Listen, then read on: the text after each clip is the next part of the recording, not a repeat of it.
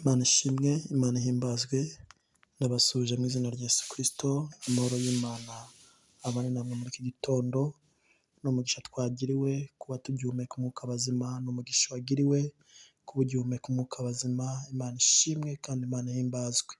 Haleluya, haleluya. Ni ya masaha y'isaa kenda tuba turiho dusenga Imana, twinginga Imana yaturinze, yabanye natwe muri gicuku bya nijoro. Imana ishimwe ko yakurinze, Imana ishimwe ko yarinze umuryango wawe, Imana ihabwa icyubahiro. Mbaha sabiye umugisha ku Mana muri iki gitondo, uburyo mwitanga, uburyo mudukurikirana, uburyo ijambo murihereza abandi, uburyo mudushyigikira mu murimo w'Imana. Imana yo mu ijuru ibahe umugisha.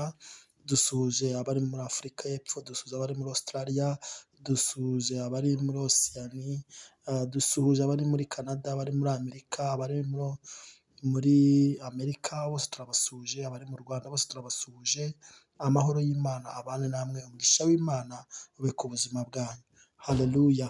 Reka dusenge Imana, twumve ijambo ry'Imana. Mana, mu izina rya Yesu ndagushimiye muri iki gitondo, n'ubuntu twagiriwe, n'ubuntu bene data bagiriwe kuba bagihumeka umwuka bazima.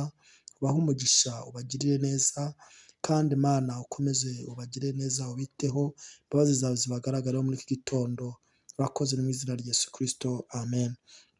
Hari ijambo dusanga muri Rusi, igitabo cya Rusi, turasoma igice cya mbere n'umurongo wa 13. Turavuga ngo Rusi aramusubiza ati, winyigingira kugusiga no gusubirayo ngo ne gukurikira, kuko aho uzajya ariho nzajya, kandi aho uzarara ariho nzarara.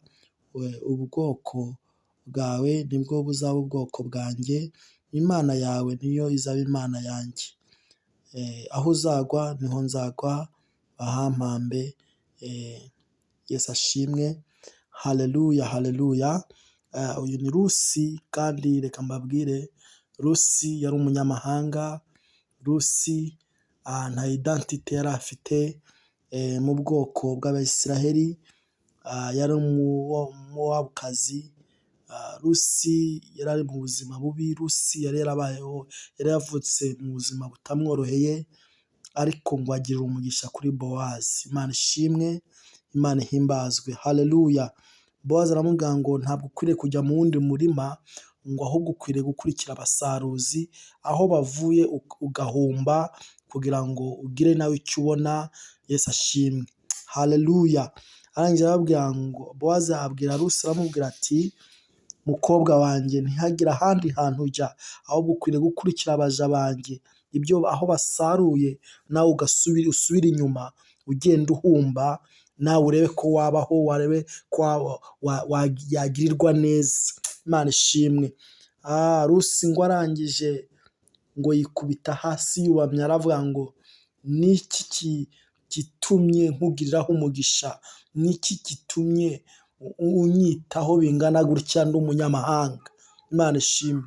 Reka nkubwire bene data, Imana yo mu ijuru iguhe Bowazi mu buzima bwawe. Imana ishimwe. Umaze igihe kinini uri mu buzima bwo guhumbahumba, umaze igihe kinini uri mu buzima bwo guhumbahumba, uri mu buzima budafatika, ariko Imana yo mu ijuru iguhe Bowazi mu buzima bwawe, ikoherereze Bowazi mu buzima bwawe. Haleluya, haleluya.